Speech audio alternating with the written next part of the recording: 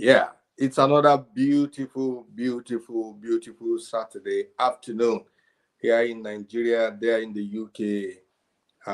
I'm sure in the other parts of the world, whether you are in the morning there, whether you are in the afternoon like us, whether you are in the evening already, I want to welcome you again to the Story Time with Darasimi show. This is how we do it every Saturday like this by 1 p.m. Nigerian time, 12 noon UK time, and then the equivalent of your own timeline wherever you are. Thank you for always joining with us on the show like this. We know how busy you are. We know how occupied your time may be, yet you make out time just to be with us on the show. We do really appreciate that. All right. I have with me my special niece who is always on the show with me every Saturday like this, Darasimi. Darasimi, you are welcome on the show. Thank you. It's good to have Thank you you. again. And for everyone, my name is Pastor ATM, and I am your host as usual. And today we are going to move a step further in our discussion. For about 5 previous episodes, we have been discussing the 21 Irrefutable Laws of Leadership by John C. Maxwell. So we have been doing a book review, and we have considered about 5 laws according to John C. Maxwell. I remember we discussed the law of the lead. I remember we discussed the law of influence. I remember we discussed the is it E.F. Hutton law. I remember we discussed is it law of process now. I think we have done law of, what are the other ones we have discussed? What We did I've the talked law about, of lead, the law of yes, influence, the law of influence, process, the yes, law of process. navigation, the law of EF eating. Aha, Then that's the one. today we are The doing law of the law of navigation, solid then ground. E.F. Hutton law. So Yeah. today we are discussing the law of solid ground. The law of solid ground. So find a solid place to sit down and enjoy the show with us today. So that's it. What should we expect to hear from you today? We should expect a lot of things, and I should expect that people should be blessed, and we should be able to find our way through things, and that we may be Amen. blessed. Amen. Amen. All right. So, um, what are we discussing? And let me just hand it over to you. Start the Okay. discussion. Well, today we're talking about the law of solid ground, and we should learn about a lot of the foundation of leadership and how what the foundation of leadership is. Now, trust is the foundation of leadership. And what this means Trust. is that, yeah, Trust. Okay. so what this means is that we should always, when before you can become a leader, you have your followers have to have trust in you. They have to be like, okay, this man, this guy, this woman knows what he's talking about. I can. So that's why I already said before that you should always be careful of what you do, because when you build that trust in people, they don't even think before they even do what they do. They just do it because they think that you know what you are doing. So I should be able to follow you in whatever you are doing. Hmm. Okay, Go ahead. so we have a lot of things today. I did everything in sections. Now, the first section is it wasn't the decision, it was the leader. It wasn't the decision, it was the leader. In San Diego, there was this church, and it was called Skyline. And this church, John C. became the senior pastor there. So they used to make this like annual Christmas show, because they made this Christmas show every year, just like just to celebrate Jesus' birth and all of those things. So because of everything was going so well, we're like, okay, there's literally nothing going wrong. That my job is to do the things to fix the thing that is doing bad. And he made some changes. He fired his staff. Can you believe it? Because something is doing so well. I said, okay, I need to make some changes. He fired his staff. He made some changes to the Christmas show because he thought, not the church thought, he thought, he did not think about his followers. He thought that it was beneficial and even canceled the Sunday service because of the beneficial. Those old people that usually go for the evening service, like a tradition for them, and they have to go to evening service because they have nothing to do in their house, and they cancel it because he, not them, he thought it was beneficial for them and it was not beneficial. Now, the result was mistrust. The result it was taken, he thought that it is after sometimes there was unrest in the church, and his attitude was like, move on, like it just a little few changes that happened, like just move on. There's nothing wrong with just making a little changes, firing a staff or making a little cancel of the Christmas show or canceling the Sunday evening service. But after he realized that he was not the problem, but the attitude that he was giving them was not a very positive attitude. So So the problem wasn't about the decision that he made. It was the attitude with which he made it, and then how he dealt with the people. Is that right? Good. Yeah. Good. Let's go ahead. Okay, so since you know that you did build up that trust, that trust cannot get away. Like he has to end that trust back. So he made the public apology, and soon he gained back his trust. See, it's not that hard. It's not that hard to just say, okay, I'm sorry, guys, my attitude was this. You should be able to own up to the thing you did wrong. This is the aspect where all leaders must learn. Actually, it's a lot of leaders that I know, their followers find it difficult to even express themselves, especially when they don't agree with the leader. And then most of the time, it is not because the leader is always right, but just because, well, is the one we are looking up to, is the one who calls the shot and all of that. Even if he does wrong to the followers, he finds it difficult to be able to say, I admit that I was wrong. I admit that I was wrong. A lot of people see it as a sign of weakness.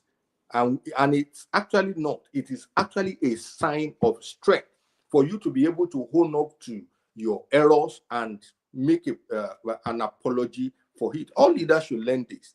We should learn it. It is not, to bring people together is not hard if we are ready to take responsibility whenever we are wrong.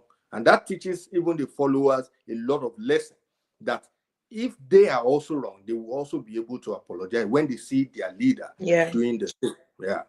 Let's go ahead. And yeah, before I continue, all those first comers joining today, we are reading the 21 Irrefutable Laws of Leadership. And your mic is me. Sorry. So for those newcomers that are joining today, we are reading the 21 Irrefutable Laws of Leadership, and today we are in episode 6. So that if you want to watch it, we have the live things we have done like last week and upper last week for you to watch, so you can get the hang of what we are doing. And please subscribe, like, and comment to know that we have people following us. Thank you. Now, from what I was saying, the point I take from it is that learn firsthand that you should learn. John C. Maxwell said that he learned firsthand that when it comes to leadership, there is no shortcut. You cannot take, okay, there's this corner I can take. The result will always be a mistrust. Because no matter how long we have been leading your people, you can never take shortcuts. Yeah, because like, I know what I'm doing. I can just get my way around it. It's not a road. It's a journey you have to take step by step. You don't take shortcuts to it. So that's the point I think, and I hope that it can be beneficial to you as well. Now, a leader who keeps making good decisions and keeps recording wins for the organization builds up his change. Then even if he makes a huge blunder, you can still have plenty of change left over. And this means that when you're the leader you're following, the leader keeps making good decisions, everything you do just good for him and his followers. If he makes a huge blunder, which means a huge mistake, you can still have of plenty things that you have done good left over that you can focus on. So, and that's kind of the mindset we need to have. I should always have a positive asset mindset, because this leader, he has made loads and loads of good record. Now we made a huge blunder, and guess what? You still have a lot of good things behind it. Mona, this is even a small blunder to all the good things he has done. So you have No, that people are positive going to mindset. remember. They are going to remember the many good Yeah, decisions he has made, and still be, it will not shatter the entire trust by just that one error. yeah, yeah. Now, this is where I'm going to explain trust is the foundation of leadership. Okay. I know we already talked about this at the beginning, and this is where he explains the meaning. Now, okay, trust is the foundation of leadership. We know that. Now, how do we build the trust?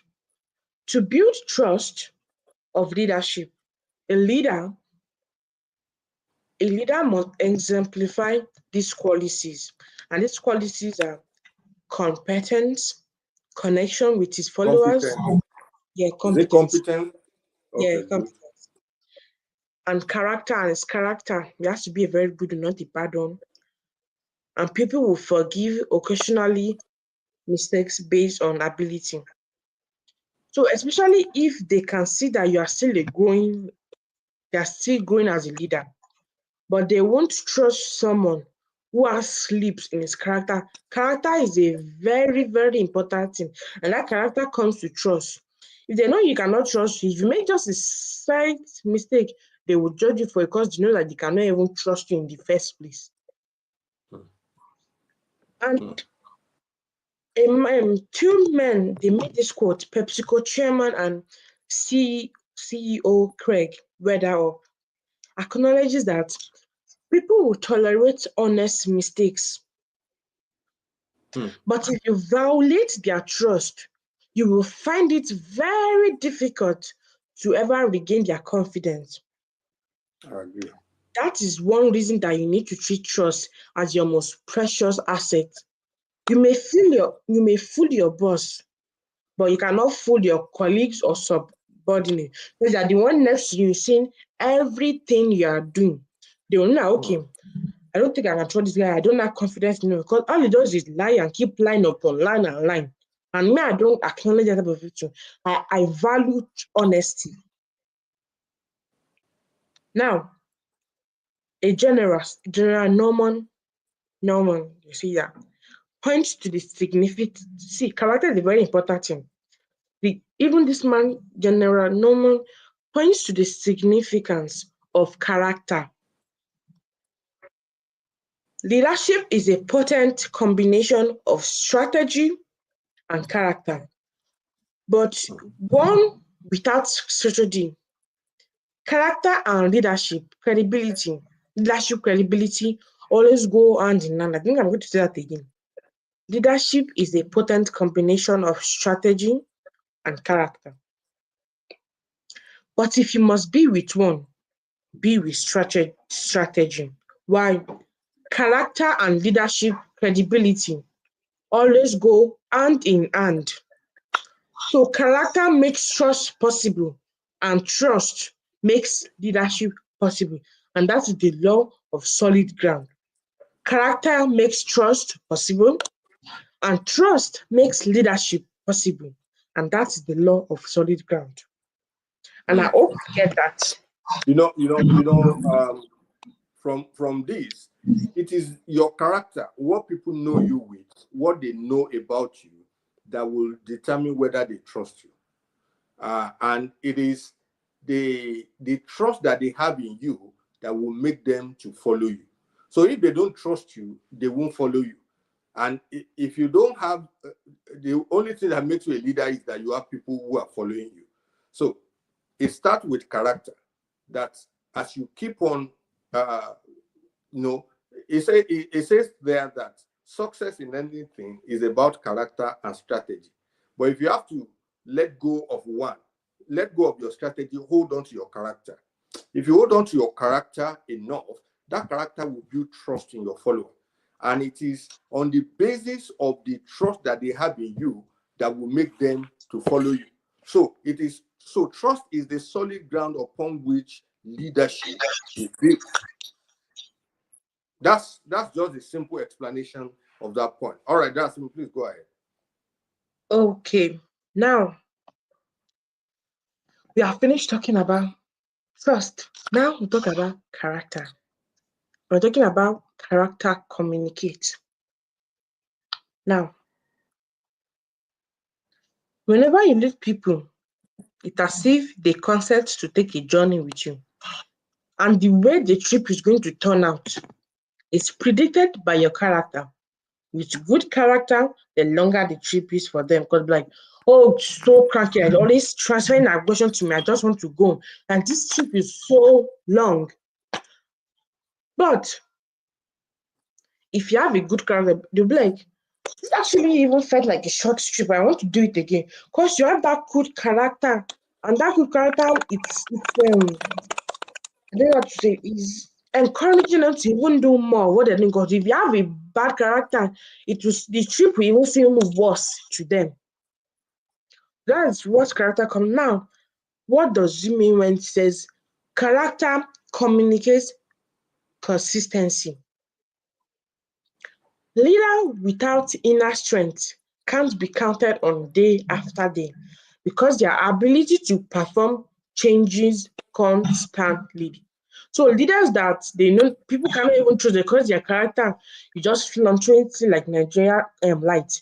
It will on maybe for like 1 hour, then the other hour it will just die. So a leader cannot be like that. A leader has to be very consistent with his character. Now, NBA great Jerry West commented that it's an NBA player. He said that you can't get too much done in life if you only work on the days when you feel good. If your people don't know what to expect from you as a leader, at some point they won't look at you for your leadership. Because it's the day you feel good, that you feel energetic, that oh yeah, I feel good. But the day that you feel down, you're supposed to push yourself to do better, not be like, you know what, I can't even do this again. So like maybe I said God forbid, but I'm ill now, I'm sick. And because of that, I don't want to go to school. So what if the day I like almost all then I'm sick, I won't go to school. But if I push myself through, I will even feel better and I'm just sleeping at home and doing nothing. Now, we are really talking about character communicates consistency. Now, character communicates potential. And I just got from this Character communicates what? Potentials. Potentials, okay. And I just got key quotes. I didn't actually, because I think it's very important, the quote I think. And John Morley observed that no man can climb out beyond the limitation of his character. That's especially true when it comes to leadership. You cannot climb out of your own limitation of his own character because your character will not even allow you. So you have to have that good character to be able to, like, okay, I can do this. I'll climb more and more until I get to my goal. Then Craig Weatherall explains that you don't build trust by talking about it. You build it by achieving results, actions. Always with integrity and in a manner that shows real personal regard for the people with whom you work.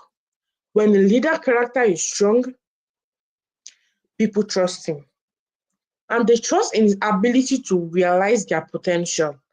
That not only gives followers hope for the future, but it also promotes a strong belief in themselves and their organization because you have that potential and they can trust in you.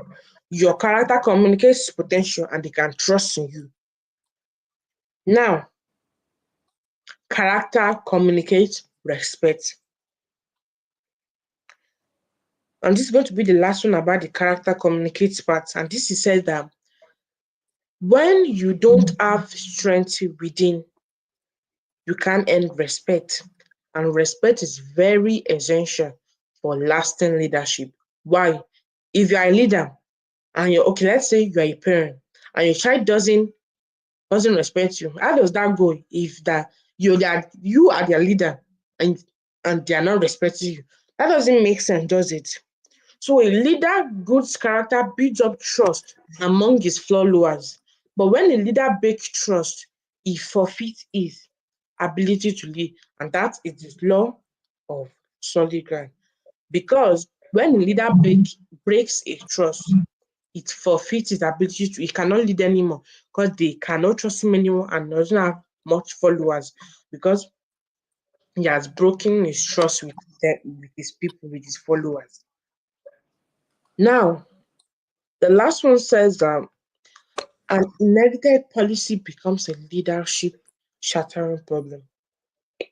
So let's keep this one in our brain. Whenever a leader breaks the law of solid ground, he pays the price in his leadership.